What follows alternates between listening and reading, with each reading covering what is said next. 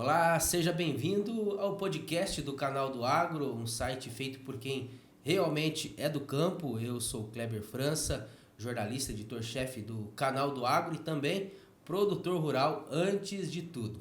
Recebo aqui em nossos estúdios a doutora Kellen Bombonato, diretora jurídica da Libor Landgraf, advogada especialista em direito do agronegócio, e também o doutor Rodrigo Araújo, especialista também em direito, renomados em todo o Brasil, quando a gente fala em direito do agronegócio. Obrigado. Seja muito bem-vindo. Obrigada pelo convite, né? Kleber. Obrigada por sempre estar do lado do homem do campo, querendo informação, querendo esclarecimentos, orientações, e é para isso que nós aceitamos alegremente o seu convite. Muito obrigada.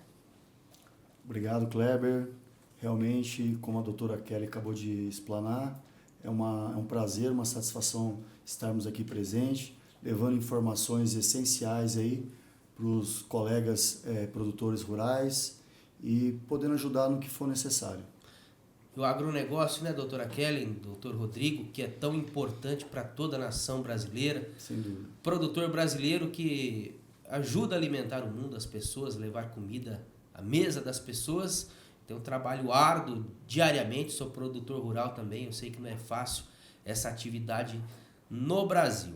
E quando a gente fala que não é fácil essa atividade no Brasil, doutor Rodrigo, a gente está passando por estamos em plena segunda safra de milho, o pessoal está acabando de realizar o plantio também do trigo aqui no estado do Paraná, que é considerado o maior produtor do Brasil, mas infelizmente os números não são tão positivos, né, doutora? É verdade, Kleber. Os números da safrinha do milho e da safra de trigo, infelizmente, foram abalados por conta da seca, né? Nós estamos com 40 dias aqui na nossa região com falta de chuvas. Exato. É uma situação generalizada e essa falta de chuva implica em quebra de safra, né? Nós sabemos que a safra ela vai ser muito aquém da produtividade esperada.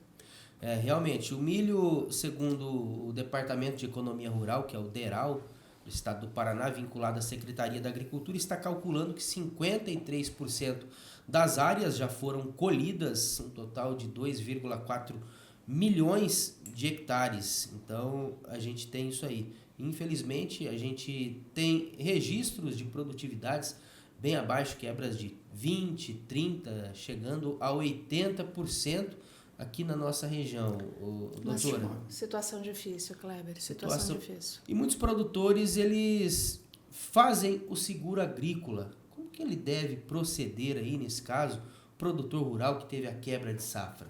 Qual que é a orientação? O primeiro movimento que o produtor que observou a quebra tem que fazer é documentar essa quebra. Procurar o agrônomo que acompanhou as suas lavouras, solicitar a elaboração de um laudo de frustração de safras. Esse laudo ele tem que ser o mais detalhado possível, demonstrando todos os eventos ali, todos os sinistros, se houve o excesso de chuva, se houve a falta de chuva, como é o caso da seca agora, estabelecer qual era a produtividade esperada e qual foi a colhida efetivamente. E essa quebra, uma vez documentada, vai ficar para posteriormente pedir a prorrogação da dívida. Essa dívida poderá ser prorrogada. Para o seguro, tem dois momentos. O primeiro momento é, ou no início da colheita ele vai checar que já teve essa quebra, ou já no desenvolvimento da lavoura.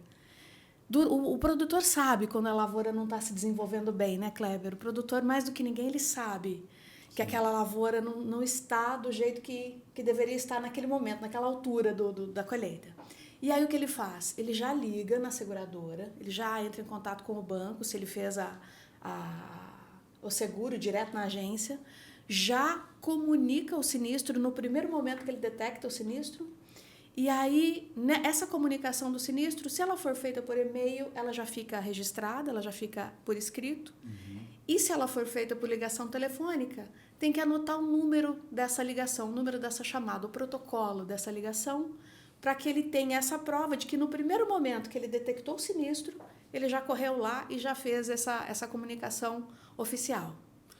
Eu, nessa safra de milho, eu tive problemas com relação a estiagem, a minha lavoura quebrou, e eu fiz o comunicado, inclusive por orientação aqui da doutora Kelly, né? Mas vamos supor, aí o perito foi lá, fez toda a avaliação dele, Sim. fez uma pré-análise lá, mas e se por acaso tiver geada agora, eu tenho que comunicar de novo ou não? Sim. Cada evento que tiver lá na apólice, a apólice ela vai cobrir todos os eventos, todas as intempéries.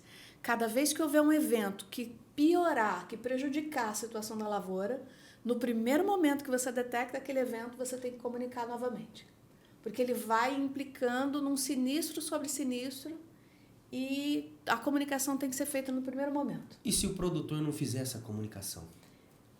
Há prejuízo, fica prejudicado, porque é a primeira prova que o produtor tem, é essa comunicação. Quando ele não comunica, ele já fica prejudicado no recebimento do seguro. Não tem a prova de que ele comunicou. Porque é um requisito para você conseguir o seguro, né?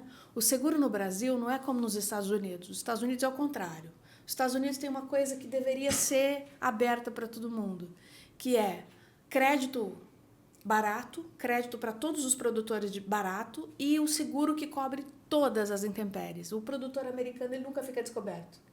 Havendo uma quebra de safra, imediatamente está coberto. Lá só não se cobre a exceção. Aqui não, aqui nós ficamos descobertos. O seguro fica inventando problemas para não cobrir. Criando obstáculos. O que a gente nota, eu mesmo como produtor rural, eles ficam achando cabelo em ovo, a linguagem popular, para não pagar o seguro. E é muito complicado.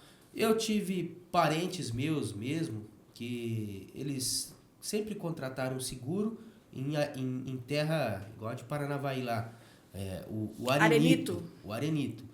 Então, nunca foi se questionado, porque as produtividades eram boas, mas nunca se questionaram o tipo de solo. Uhum. Aí o ano que deu problema, não vieram falar, não, deu problema, porque o tipo do solo é tipo 3, se eu não me engano. Sim, tipo, é o arenito, arenito. arenoso. E aí criaram esse empecilho para não pagar essa questão para ele. Então é muito complicado. Quando a gente fala em seguro também, existe o seguro que a gente contrata diretamente das seguradoras e existe o Proagro. Existe diferença? Qual que é a diferença? Sim, existe. O Proagro ele é um seguro embutido já naquele custeio e ele já vem com a pecha oficial. Ele é um seguro oficial, né? O crédito é um crédito oficial, é um crédito do governo, é um crédito subsidiado e o seguro ele já é embutido nesse crédito. Como ele é um seguro oficial, ele tem regras próprias. O que nós fazemos é contratar um seguro particular, né, para tentar contornar a eventual quebra. E existem regras diferentes nos dois. O seguro Proagro ele é mais simples, ele tem regras mais simples, geralmente ele faz a cobertura tranquilamente e é o seguro particular, olha só, que é o seguro que dá problema, que eventualmente eles ficam procurando o cabelo em ovo que você mencionou, Kleber, fica procurando minúcias para não cobrir. Olha aí então. A gente fala também sobre, quando a gente fala em impactos na produtividade, a gente tem a quebra da receita. E muitos produtores não conseguem honrar os compromissos. Eu mesmo, no ano passado, plantei trigo, tive um prejuízo de R$15 mil. Plantei só 5 alqueires de trigo, doutor Rodrigo. Tive um prejuízo de R$15 mil. Então, muitas vezes, o produtor não consegue. Eu tinha um dinheiro, uma reservinha lá, eu fiz a quitação do meu débito, né? Mas e aquele produtor que não consegue, não tem aquela reservinha, como que ele deve proceder para fazer essa renegociação? Como ainda há pouco a doutora Kelly bem ilustrou, deve registrar passo a passo de todos as intempéries, os imprevistos que ocorreram. O registro da frustração de safra, o registro da frustração de mercado, se houver, se for o caso. O que seria necessariamente essa frustração de mercado? O preço de produção foi maior do que o preço de venda. Com o aumento dos insumos, adubos, etc., atrelado muitas vezes ao dólar, a saca do produto respectivo na época, no caso nós estamos falando aqui do milho, abaixou, não acompanhou o elevado custo. Na hora da comercialização, como você bem colocou, não cobriu nem sequer os preços de produção. Os custos de produção. Justamente, o custo de produção. Então, o que ele tem que fazer? Registrar tudo isso, fazer o pedido de prorrogação administrativamente. E detalhe, tinha seguro essa área, não cobriu nem metade dos custos. Porque o seguro era 48 sacas por hectare, se eu não me engano. Mas o custo, porque quando eu comprei os insumos, o preço da saca do trigo estava 100 e poucos reais. Eu fui vender por 60 reais. Quase a metade. Quase a metade. E o preço com certeza deve ter subido, né? Com o preço certeza. de produção.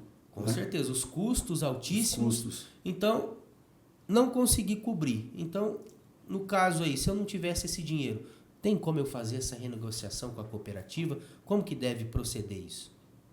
Registrar todas essas anuâncias, fazer o pedido administrativamente na cooperativa, no banco ou no ente respectivo do mutuário, onde foi feito o empréstimo. Caso tenha a negativa, aí sim procurar os seus direitos através de um especialista, um advogado que tenha conhecimento a fundo da matéria, para fazer valer, avocar a lei, que é protetora, benéfica ao produtor nesses casos também, e lhe garantir o devido parcelamento de acordo com a sua real capacidade de pagamento. É isso mesmo. Muitas vezes o pessoal vai até lá ao agente que ele tomou o empréstimo, e ele concedem às vezes 1 ano apenas, e não vai resolver. A lei garante, em muitos casos nós temos conseguido 10 anos de prazo de parcelamento. Olha aí. Com carência ainda, de 2 a 3 anos de carência para começar a efetivar os primeiros pagamentos.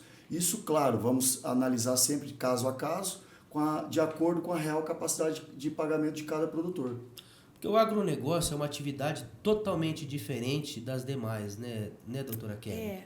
Você imagina, Kleber, você toma todas as medidas que você pode tomar, planta com a melhor semente, usa os melhores insumos, usa a tecnologia que tiver disponível, deixa a sua lavoura redondinha. E aí, se não chove? É uma empresa a céu aberto. A céu aberto. E se chove demais? E se vem uma praga? E vai aumentando o custo, porque você tem que ir colocando veneno ali, tratando daquela praga, e tem que ir adubando mais. Então, você pode usar tudo que você tem de melhor, e ainda assim tem elementos que você não controla, como é o clima, por exemplo, né? Não choveu, secou, o milho o milho safrinha perdemos agora. Verdade. Mais de 50%, como você falou, né? 58%.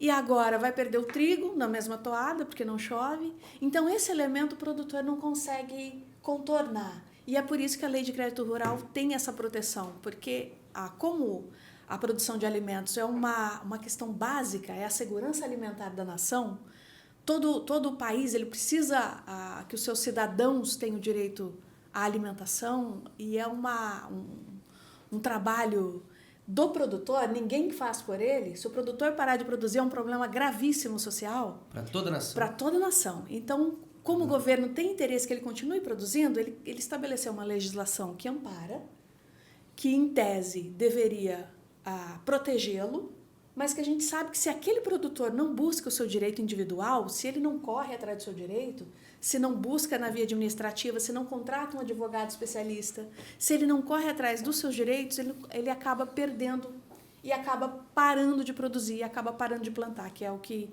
ninguém quer, nem o governo, nem ninguém. Por isso que, às vezes, ele precisa tomar essa medida. Diante desse problema que ele não controla, ele precisa tomar as providências dele.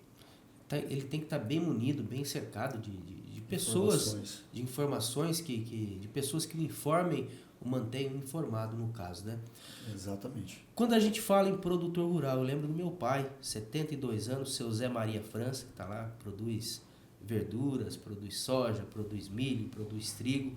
Nasceu da terra, tem um orgulho muito grande dele, mas esse produtor pode ter esses problemas. E muitas vezes ele deu a propriedade dele como hipoteca, como segurança para a seguradora. Se ele sofreu um problema desse, gravíssimo, como tem ocorrido nas últimas safras aí, doutora, ele corre o risco de perder essa propriedade?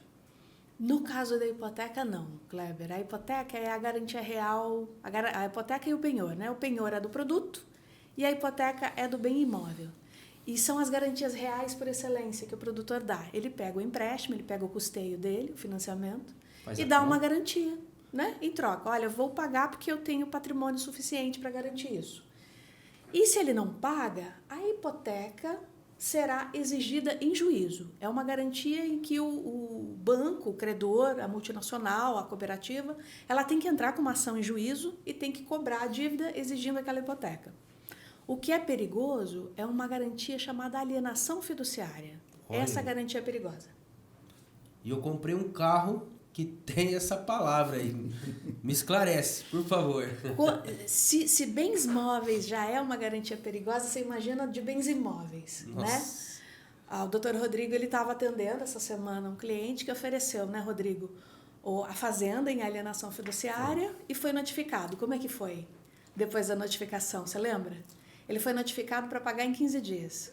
Ele foi constituído em mora, houve o vencimento das parcelas, ele não pagou.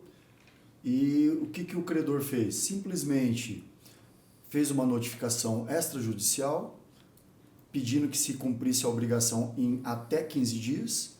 E não ocorrendo, eles simplesmente iriam no cartório de registro de imóveis, que era uma garantia imobiliária, né, de um imóvel, e simplesmente ia se transferir a propriedade para o credor sem maiores complicações. Sem processo nenhum. Sem processo, administrativamente. E não tem o que ser feito? Nesse caso, infelizmente não. A não ser que, com a devida antecedência, tenha uma orientação pelo escritório especializado de crédito e fomento, de direito agrário, para que faça os devidos ajustes e as devidas defesas antes da consolidação. Porque nós temos alguns casos ali no escritório que ocorreu esse tipo de garantia da alienação fiduciária, mas antes de ser consolidada a propriedade, ou seja, ocorrer a transferência da propriedade através do banco ir lá e no cartório de registro de imóveis ser feita a transferência, nós entramos com algumas medidas que suspendemos e bloqueamos esse processo, até que se discutisse o mérito da questão no processo e conseguíssemos resolver isso de outra forma, que não fosse essa forma tão violenta, vamos dizer assim, para o homem do campo. Olha então que situação que os produtores rurais vivem no dia a dia.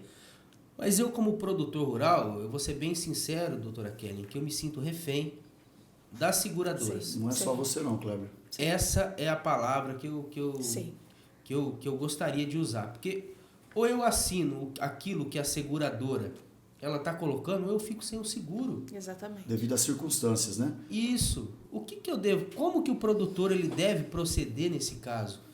Ele deve procurar um advogado ou não tem o que ser feito? Na verdade, Kleber, é importante você procurar a seguradora que mais é particular, né? Aquele que mais te atende. Se essa seguradora não me atende, eu mudo de seguradora. Eu vou até o meu gerente, eu vou conversar com os meus pares e vou encontrar uma apólice que cubra exatamente da forma como eu quero.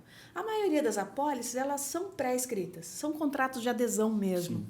Algumas melhores, outras piores, mas é o produtor quem tem que avaliar. O que acontece no Brasil é que qualquer seguradora é orientada a não cobrir.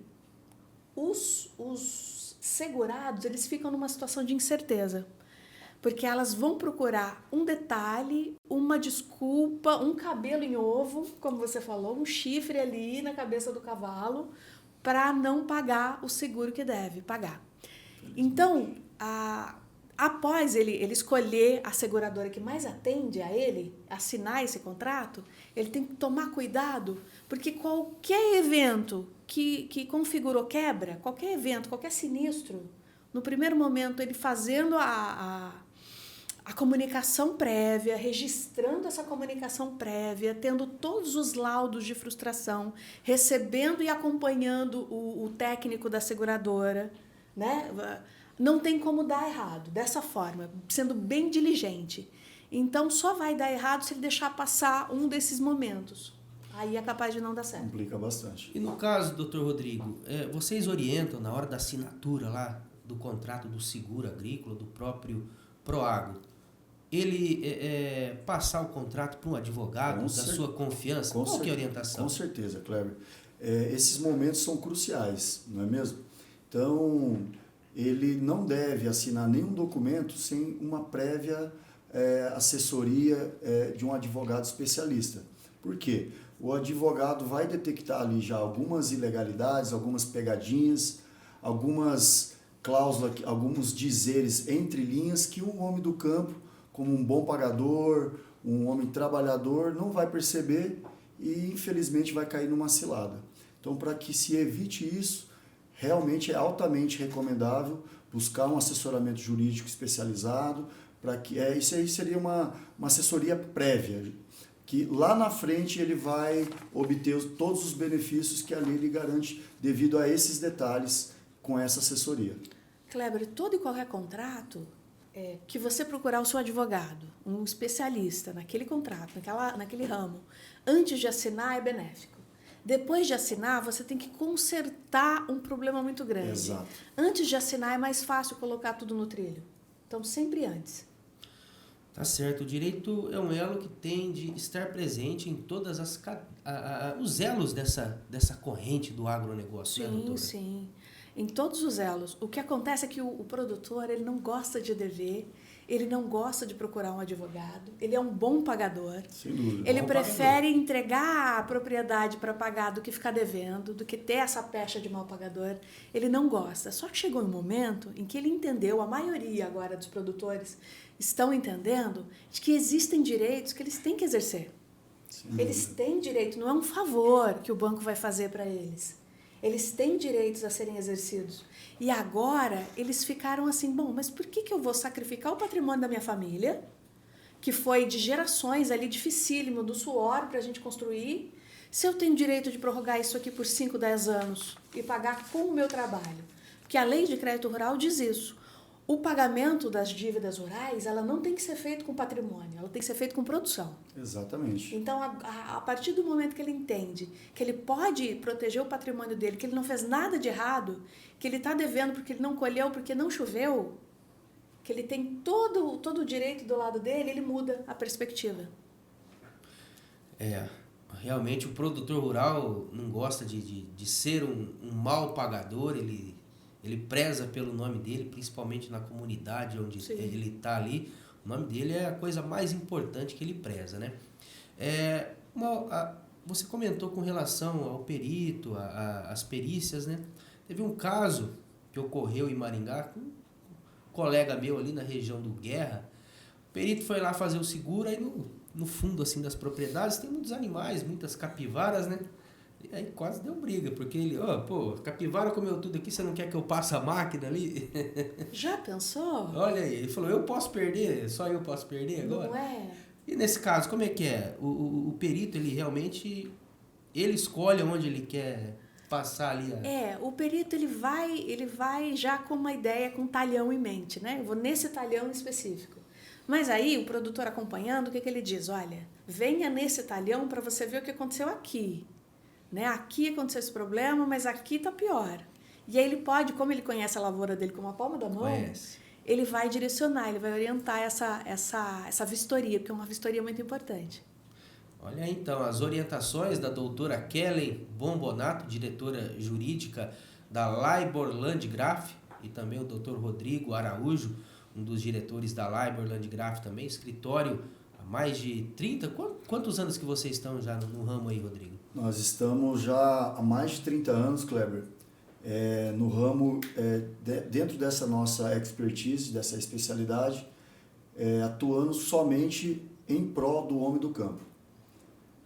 Nós somos um dos primeiros escritórios a nível de Brasil, né, a buscar, a reivindicar essa legislação protecionista ao homem do campo, até então muito pouco utilizada, né? Começamos lá no Rio Grande do Sul com os arrozeiros e no Mato Grosso, né? O pessoal lá com os produtores de soja. Isso há mais de 30 anos, né? E desde então estamos aí, abraçados e sempre disponíveis aí para poder ajudar sempre que necessário. sendo um braço aí do homem do campo. Realmente o homem do campo precisa desse apoio, e esse escritório é um dos maiores do Brasil quando a gente fala em direito do agronegócio. Tanto é que eu escolhi vocês para participarem desse Nós podcast agradecemos, aqui. Obrigado, nós Kleber. agradecemos. Obrigado. Do nosso canal do agro. Ô doutora, dando continuidade aqui às nossas perguntas, Pois não. você comentou com relação ao seguro agrícola, a cobertura nos Estados Unidos e também aqui no Brasil. Quais são as diferenças? Realmente, o que precisa mudar para a gente se aproximar lá da lei, da segurança jurídica para o homem do campo? Dentro da lei, a legislação de crédito rural ela é muito antiga, Kleber. Ela começou nos anos 60. Então, desde os anos 60, 1964, 65, já tem leis fortes que protegem o produtor. Só que o produtor nunca soube dessa legislação, ele não tem esse conhecimento, né? Ele não sabia, agora ele sabe. Agora estamos divulgando. E aí o que acontece? Nos Estados Unidos também tem uma legislação semelhante, eles têm uma forma de direito diferente do nosso, mas lá eles colocam assim, crédito mais barato e seguro cobrindo quase 100% dos sinistros, para que o homem do campo tenha tranquilidade para plantar, para garantir a segurança alimentar da nação, que para nós está na Constituição. É um direito constitucional a segurança alimentar. E lá isso funciona por causa da política agrícola deles. A política agrícola é um conjunto de normas que vai estabelecer como é que vai ser a produção, a agricultura naquele país. A nossa política agrícola é muito bonita no papel. Na hora de colocar na prática, os interesses particulares pulam na frente dos interesses públicos, infelizmente. Então, a lei é bonita, nós temos normas, mas elas não são cumpridas. Porque, por exemplo, na questão do seguro, você contrata o seguro, ele não vai pagar, não deveria pagar para você num caso de exceção. Olha, excepcionalmente, nesse caso aqui, eu não vou te pagar. E a regra deveria ser como a americana, cobrir tudo. Exatamente. Né? Então, nós precisamos mudar a política agrícola do Brasil para estabelecer um seguro mais sério. Um seguro agrícola sério, mesmo esse particular, com sanções sérias para seguradoras, sabe?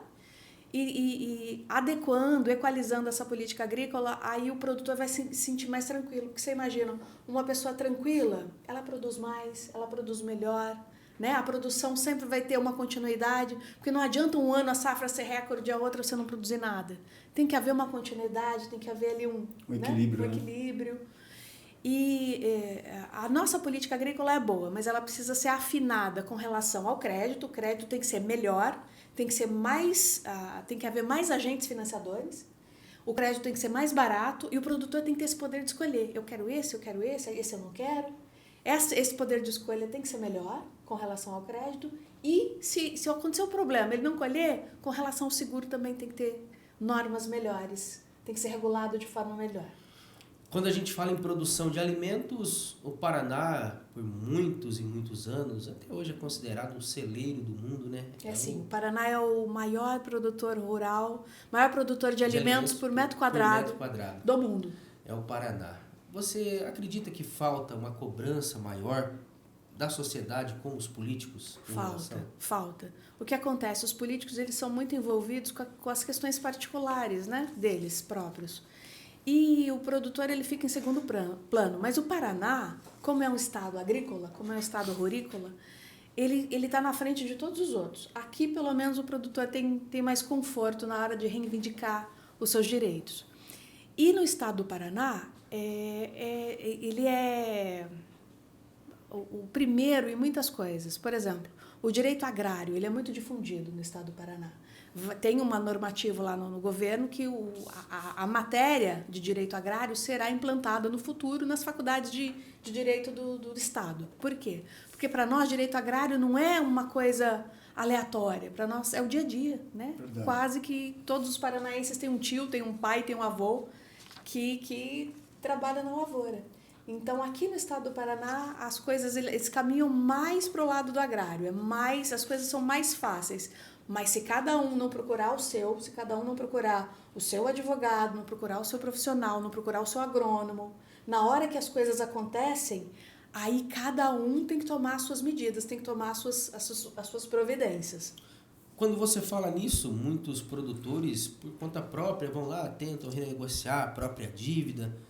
Às vezes, já teve casos que vocês vivenciaram lá, que o produtor foi tentar fazer a renegociação e deu um tiro no pé? Muitos casos, né? Muitos casos. E qual que é a orientação? Por quê? O que ocorre, na verdade, Kleber? O agricultor, quando ele vai tomar o empréstimo, ele já se encontra numa situação bem fragilizada, né? Por quê? Ele precisa dos recursos para estar implementando a sua atividade e, em contrapartida, ele não consegue esse recurso em qualquer local. Então, ele se vê na necessidade de assinar o contrato, vamos dizer, um contrato já de adesão, como a doutora Kelly bem colocou, porque ele não pode sequer negociar as condições do contrato. Ponto. Uma vez dito isso, quando ele vai fazer uma renegociação, a situação se torna ainda mais gravosa. O banco sabe que ele se encontra ainda numa situação de maior desespero, ele se aproveita dessa situação para embutir nesses contratos cláusulas, condições, entre eles juros maiores do que os anteriormente já contratados, garantias, extensão dessas garantias e não só isso, eles agravando o tipo de garantia, que até eles mudam da hipoteca normal, tradicional, para a tão famigerada alienação fiduciária. Que aí ele acaba de colocar uma corda no pescoço mesmo, o agricultor, e se não tomar as medidas necessárias e adequadas no momento oportuno, vai ter o caminho pior, qual que seja a perca da propriedade. Por isso é importante essa orientação de um amigo, um advogado, essencial, que entende ali do negócio, né? Não é nem importante, é essencial, porque é uma situação muito séria, e se o agricultor não fazer valer o seu direito da forma correta e no momento oportuno, vai cada vez mais agravando a situação dele até ir à bancarrota, que é a perca da propriedade, a perca do ganha-pão, da produtividade, e perde toda a finalidade da propriedade, que é o cunho social, né? Doutor, além da propriedade, é muito comum o produtor rural financiar o seu tratorzinho, o seu pulverizador. No caso da quebra, da frustração de safra, não tenho dinheirinho para pagar, e a parcela, e geralmente é anual, doutor.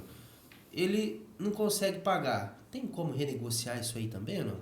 Tem sim, Kleber. A questão do maquinário agrícola esse ano, ela estava prevista pelo normativo do Conselho Monetário Nacional, o CMN, lançou uma resolução 5.123. Todo mundo que tivesse parcela do maquinário agrícola, que se vencesse de janeiro a dezembro de 2024, qualquer parcela de 2024 pode ser prorrogada para os anos seguintes. Né? Então, em 2024, ninguém paga nada. Quem tem parcela de maquinário vencendo nesse ano tem o direito, por essa norma, de jogar para as parcelas seguintes e não pagar nada em 2024, desde que comprove a quebra. Né? Então, quem tem maquinário tem essa garantia de poder jogar para as próximas parcelas já, embutido pelo CMN.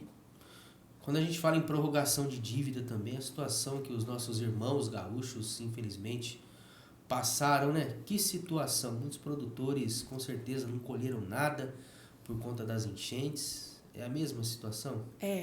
O que aconteceu ali no estado do Rio Grande do Sul foi uma tragédia, uma catástrofe, né? Então, como ele foi um evento fora da normalidade, vai haver medidas oficiais. O governo vai lançar medidas oficiais, porque nós entramos em contato com alguns clientes do Rio Grande do Sul e eles nos disseram que o solo foi levado embora. Os nutrientes foram levados embora, que daqui 5, 6 anos ainda não vai ser possível plantar, que o solo vai voltar ao normal, pela estimativa deles, a destruição foi tamanha que daqui 20 anos, que vai voltar da mesma condição que tinha antes. Então, o governo ele vai lançar ali umas medidas para prorrogar para 5 anos, eu imagino. Só que esses 5 anos ainda não vão ser suficientes. né? Então, depois que exaurir esses 5 anos de prorrogação, cada produtor vai ter que procurar particularmente, dentro daquele caso específico dele, o que ele precisa para atender a capacidade de pagamento dele. A lei diz isso, que a norma, qualquer norma que seja, ela não pode estabelecer um período de prorrogação engessado, padrão para todo mundo, porque cada caso é um caso. Exato. Né? Qual é a sua capacidade? Olha, o Kleber consegue pagar em 5 anos, o Rodrigo consegue pagar em 7, eu consigo pagar em 10. Então, eu vou provar a minha capacidade de pagamento e vou ajustar os pagamentos assim, para eu não parar de plantar. Todas essas normas, toda essa política agrícola, ela é feita de forma que o produtor não venha ter que parar de plantar. Que ele perdeu aqui, mas no ano seguinte ele continue plantando. E é tão gostoso, o doutor Rodrigo, a hora que você está colhendo o seu cereal, o seu trigo, você viu a colheitadeira descarregando lá, é uma sensação assim que é indescritível. É prazeroso, né? Você produzir alimento assim, eu falo com toda a convicção, né? Com água nos olhos, porque eu nasci na roça, no campo, sabe? E eu amo isso. E faço jornalismo agro porque tá no meu sangue, né? E eu faço parte também dessa história indiretamente, que apesar de eu não ser produtor, mas minha família somos, né, descendentes de vários produtores. Meu avô morava no campo, criou todos os filhos, inclusive meu pai, no campo. E foi um dos motivos que me levou à área jurídica e nos especializarmos justamente nessa área para proteger e ajudar os nossos amigos do campo. Olha isso mesmo. Que legal. É isso mesmo. Minha família chegou aqui em Maringá na década de 40, meus 2 avós vieram do interior de São Paulo para derrubar mato, para cultivar as famosas terras vermelhas promovidas pela Companhia Melhoramentos, ajudaram a abrir essa cidade. Você é de qual região especificamente? Eu sou aqui da região mesmo, somos daqui de uma cidade próxima, Paranavaí. Paranavaí, capital da laranja. Capital da laranja. Mas meus avós, eles são do estado de São Paulo. E lá que eles moravam numa propriedade rural, né? E quando nós viemos para Paranavaí, foi meu pai que veio para cá, né? Já se casaram com a minha mãe. E aí se tornamos aqui da terra, aqui da região. O Paraná era o Eldorado. No Brasil inteiro se falava que aqui era o paraíso, que as terras eram super férteis, que tudo que se plantava dava. Então todo mundo das outras regiões vieram todas para o Paraná, né? Procurando esse Eldorado, procurando esse paraíso. E é mesmo. O Paraná é uma terra abençoada. Uma terra abençoada, uma terra fertilíssima. 77% de argila é o nosso sítio lá. Então é uma bênção de Deus esse solo aqui. E você, doutora Kelly, você veio de qual região? Eu também nasci ali em Paranavaí, mas a minha família parece a sucursal da ONU. Os meus avós, eles nasceram na Itália, mas vieram crianças para o Brasil, se estabeleceram no interior de São Paulo. Também. E aí minha mãe nasceu ali aqui pertinho de Presidente Prudente, e eles vieram para o Paraná nos anos 50. Olha Também produziu. Meu avô era um grande produtor de café, quebrou ali em 75 com a Geada Negra. Ele tinha uma fazenda muito grande de café, quebrou ali. E aí, em Planaltina do Paraná. Ele plantava ali. E aí diminuiu a área, né, por causa desse evento. E aí os pais do meu pai que são do Nordeste, são do Pernambuco, e vieram para cá. O meu avô veio tocar uma fazenda aqui, a fazenda perto da Fazenda Velha Brasileira, que é o nome antigo de Paranavaí. E era ali próxima à fazenda, ele cuidava da administração dessa fazenda, era o gerente da fazenda, só que não plantava, ele só administrava, né? Mas sempre dentro do campo. A minha mãe não, minha mãe mais próxima, meu pai mais urbano. Olha aí que legal. O agronegócio está em nossas raízes, né? Nas nossas raízes, a gente não Sem tem dúvida. como desviar. Não tem. E é por isso que a gente faz tanto esforço para orientar. Porque lá nos anos 70, os produtores do Paraná não eram para parar de plantar café, né? Não. Era para todo mundo, o nosso cafezal ser melhor do que o de Minas. Mas não tinha quem orientava. Infelizmente. É isso aí. Considerações finais? Tem mais alguma coisa que vocês gostariam de explanar aqui nesse podcast tão legal, nesse bate-papo tão gostoso que a gente está tendo aqui hoje? Doutora Kelly? Nós ficamos muito alegres de ser convidados para esse para esse podcast, Kleber, porque justamente você sabe do que está falando. Quando a gente fala com uma pessoa que não produz, que nunca passou perto de uma lavoura, que não sabe, é mais complicado de você transmitir aquilo que nós fazemos. E você entende o que nós fazemos, você é produtor, você sabe exatamente o que o produtor sente, o que ele pensa, o que ele passa, todo o sofrimento ali, desde da semente na terra até a colheita. Né? Então, quando a pessoa ela sabe, ela entende da questão, as coisas desenvolvem e até quem escuta de uma outra forma, porque você vai bem no ponto que precisa esclarecer. Nós que agradecemos. Eu agradeço. Agradecemos muito pelo convite, ô Kleber, pela participação. Estamos dispostos a futuras participações. Inclusive, gostaria até de fazer uma sugestão de uma próxima pauta, entre os tópicos que nós abordamos aqui hoje, aquela questão do apoio político, eu acho que é muito relevante e muito importante. Porém, são coisas distintas. O agricultor, ele pode ter sim um apoio político e também jurídico. Uma coisa não exclui a outra. Pelo contrário, elas se somam. Então, fica uma dica, fazer um convite a algum político que abrace aí os nossos colegas, os nossos queridos irmãos produtores rurais, e nós estamos à disposição para estarmos aí somando os esforços para estar levando o que for benéfico aí para os nossos amigos produtores do campo. Olha aí, então, vamos procurar fazer contato com políticos aí. Se Deus quiser, a gente vai convidar o pessoal aqui e vamos cobrar esses políticos, né, doutora? A bancada ruralista ela precisa ser atuante, principalmente aqui os deputados do Paraná, né, os políticos do Paraná e tudo, porque é um estado agrícola, né? Nós vivemos disso e nós alimentamos a nação, nós somos referência mundial, o estado do Paraná, e não podemos virar as costas para isso. O político, antes de tudo, tem que estar de frente para o agro não pode ser ignorado. Doutor, antes da gente finalizar aqui o nosso bate-papo, o nosso podcast, pois não, Cleber. A gente gosta de contar um pouco de história também. E no direito não é diferente, né? Sem dúvida. Tem alguma história que marcou a carreira do senhor e também da senhorita, doutora Kelly? Muitas, viu, Kleber? Muitas, porque como nós já anteriormente falamos, nosso escritório atua há mais de 30 anos no segmento e hoje nós temos mais de 12 mil processos, né? Findados e mais de 10 mil processos hoje em andamento. Então, nós começarmos a contar aqui causos, testemunhos, nós vamos passar aqui alguns dias.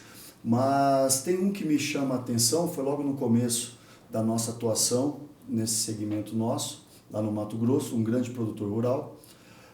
Eles nos procurou já como na Bacia das Almas, né?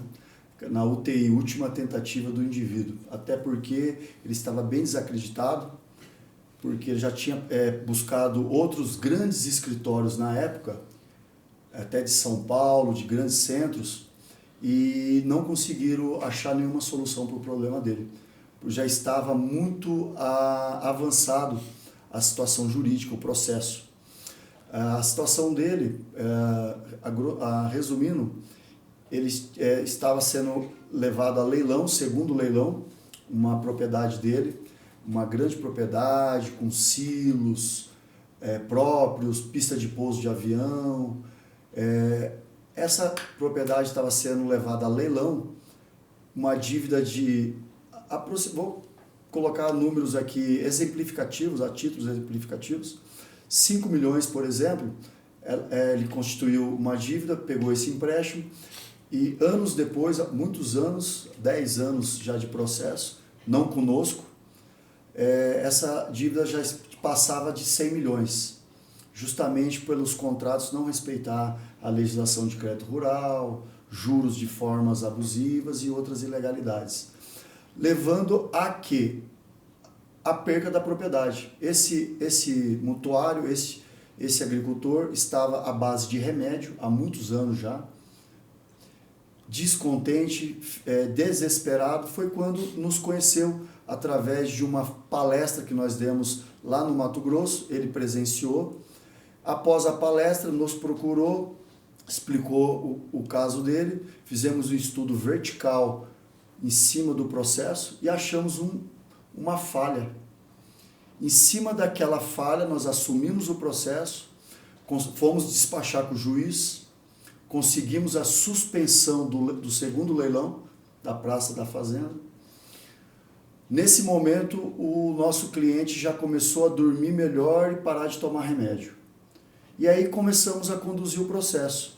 Esse processo foi conduzido conosco mais de 10 anos, conseguimos prazo para ele deixar de fazer os pagamentos que antes então ele deveria fazer, fizemos toda a proteção patrimonial dele, toda a proteção do crédito também, todos esses pormenores é importante, né, pro agricultor.